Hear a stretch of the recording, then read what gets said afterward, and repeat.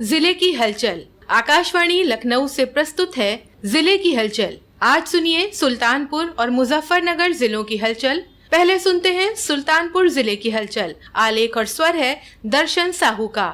जनपद सुल्तानपुर में जुलाई के अंतिम सप्ताह में अच्छी बारिश होने से धान की रोपाई और खरीफ की फसलों को राहत मिली, लेकिन पूरे मानसून सीजन की शुरुआत 1 जून से 3 अगस्त के हिसाब से जिले में अब भी वर्षा सामान्य से लगभग 1/4 कम दर्ज की गई है। यदि आने वाले दिनों में अच्छी वर्षा नहीं होती तो धान सहित अन्य खरीफ की फसलों पर इसका असर पड़ सकता है। प्रधानमंत्री किसान सम्मान निधि योजना को अगले 5 वर्षों तक जारी रखने के निर्णय का जिले के किसानों ने स्वागत किया है। किसानों का कहना है कि योजना से मिलने वाली आर्थिक सहायता खेती किसानी में सहारा देती है और यह फैसला किसानों के प्रति सरकार की प्रतिबद्धता को दर्शाता है। जिले के लोहरा मऊ भगवानपुर के किसान श्रीनाथ भार्गव ने कहा, माननीय प्रधानमंत्री नरेंद्र मोदी जी ने जो निर्णय लिया है ये हम किसानों के लिए बहुत लाभकारी है। हम लोग तो बहुत प्रसन्न हैं इनसे। प्रधानमंत्री किसान सम्मान निधि से जिले में कृषि क्षेत्र में बढ़ोतरी व उत्पादन वृद्धि के संबंध में जिला कृषि अधिकारी ने बताया, प्रधानमंत्री किसान सम्मान निधि है, इसमें जो भी धनराशि दी जाती है उससे वो किसान भाई अपने जो कृषि निवेश है उनको खरीद करके जो प्रति उनके खेत पड़े रह जाते थे उसमें फिर से खेती कर सकेंगे और इस प्रकार जिले के किसान आर्थिक और सामाजिक रूप से उनका उन्नयन हो सकेगा। श्रावण मास शुरू होते ही कांवड़ यात्रियों की सुरक्षा को देखते हुए प्रमुख राजमार्गों और कांवड़ मार्गों पर सुरक्षा व्यवस्था बढ़ा दी गई है। संवेदनशील स्थानों पर अतिरिक्त पुलिस बल तैनात कर सतत निगरानी और पेट्रोलिंग कराई जा रही है। पुलिस अधीक्षक चारू निगम ने बताया, जितने दिशा निर्देश प्राप्त हुए हैं उनके अनुपात में उपलब्ध जो हमारी फोर्स है उसको लगाया गया है। प्रयास पूरा है कि किसी भी तरीके से कोई एक्सीडेंटल घटनाएं ना हो।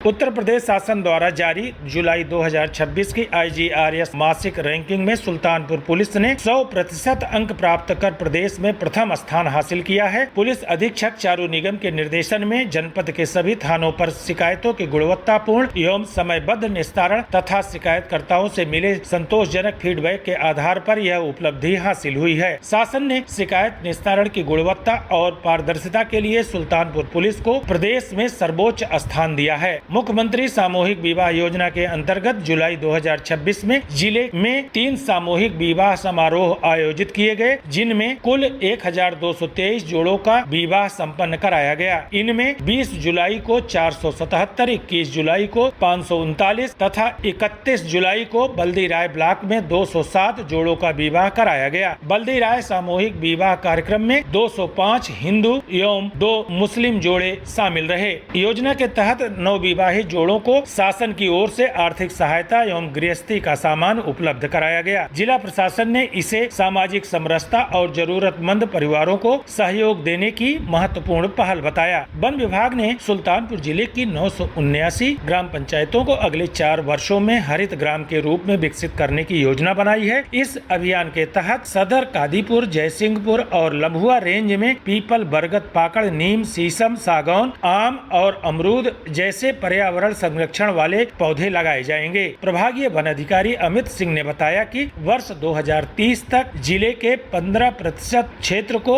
हरित आवरण से आच्छादित करने का लक्ष्य निर्धारित किया गया है। अभियान में कृषि, पंचायती राज समेत अन्य विभागों का सहयोग लिया जाएगा। इसका उद्देश्य हरियाली बढ़ाने, जैव विविधता संरक्षण और पर्यावरण संरक्षण को मजबूत करना है।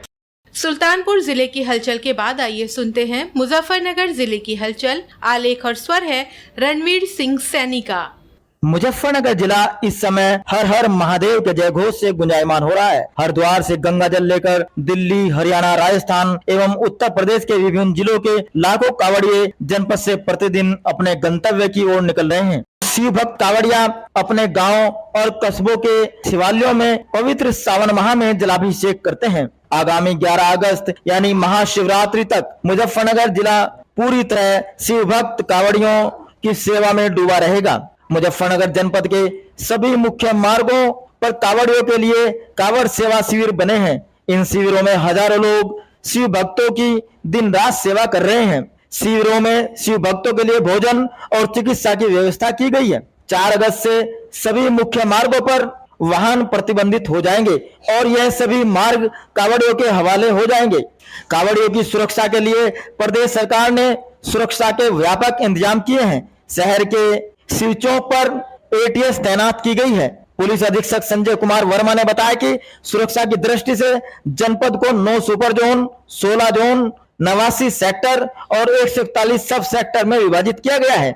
जिन मुख्य मार्गों से शिव भक्त कांवड़ निकलते हैं उन सभी मार्गों पर 4 अगस्त से आम जनता की आवाजाही पूरी तरह बंद कर दी गई है। प्रदेश के पुलिस महानिदेशक राजीव कृष्ण ने कांवड़ यात्रा को लेकर मुजफ्फरनगर में सुरक्षा व्यवस्था का जायजा लिया। डीजीपी राजीव कृष्ण ने मीडिया से बातचीत में बताया कि मेरठ जोन के अधिकारियों के साथ उत्तर प्रदेश, उत्तराखंड, हरियाणा, राजस्थान और दिल्ली के वरिष्ठ प्रशासनिक एवं पुलिस अधिकारियों के साथ एक समन्वय बैठक आयोजित की गई। बैठक में कांवड़ यात्रा को लेकर विभिन्न राज्यों के बीच बेहतर तालमेल, सुरक्षा व्यवस्था, यातायात प्रबंधन, श्रद्धालुओं की सुविधा सुनिश्चित करने पर विस्तार से चर्चा की गई।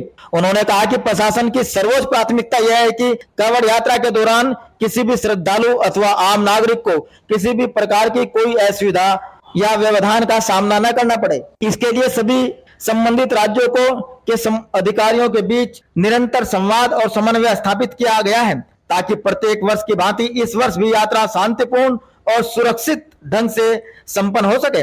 दिल्ली पुलिस ने आईएसआई से जुड़े 6 संदिग्ध आतंकवादियों को गिरफ्तार किया है, जिनमें से 2 संदिग्ध आतंकी दानिश उर्फ चांद मियां और सलमान मुजफ्फरनगर जनपद के अंती गांव निवासी बताए जा रहे हैं। बताया यह भी जा रहा है कि सलमान और दानिश उर्फ चांद मियां दोनों दोस्त हैं और इनमें से सलमान जहां दिल्ली में रहकर फर्नीचर का काम करता है तो वहीं दानिश उर्फ चांद मियां सोलर पैनल लगाने का काम करता है। सिविल लाइन थाने में एसएसआई प्रवीण शर्मा को एंटी करप्शन टीम ने 50,000 रुपए की रिश्वत लेते हुए रंगे हाथ गिरफ्तार कर लिया। कार्रवाई सीधे सिविल लाइन थाने के भीतर हुई। रिश्वत लेने के तुरंत बाद एंटी करप्शन टीम ने दरोगा को हिरासत में ले लिया और आगे की कार्रवाई के लिए थाना सिकेड़ा ले गई, जहां आवश्यक कानूनी औपचारिकताएं पूरी की गई। मुजफ्फरनगर जनपद स्थित फास्ट ट्रैक कोर्ट ने 1 माह में 3 अलग अलग मामलों में 7 लोगों को फांसी की सजा सुनाई है। लूट के बाद हत्या के एक मामले में 4 अभियुक्तों को फांसी की सजा सुनाई गई। फास्ट ट्रैक कोर्ट 3rd के न्यायाधीश रवि कुमार दिवाकर द्वारा चारों अभियुक्तों अजीत, अनिल, सुनील और सूरज को फांसी की सजा सुनाते हुए सभी पर 1,20,20,000 रुपए का जुर्माना भी लगाया गया।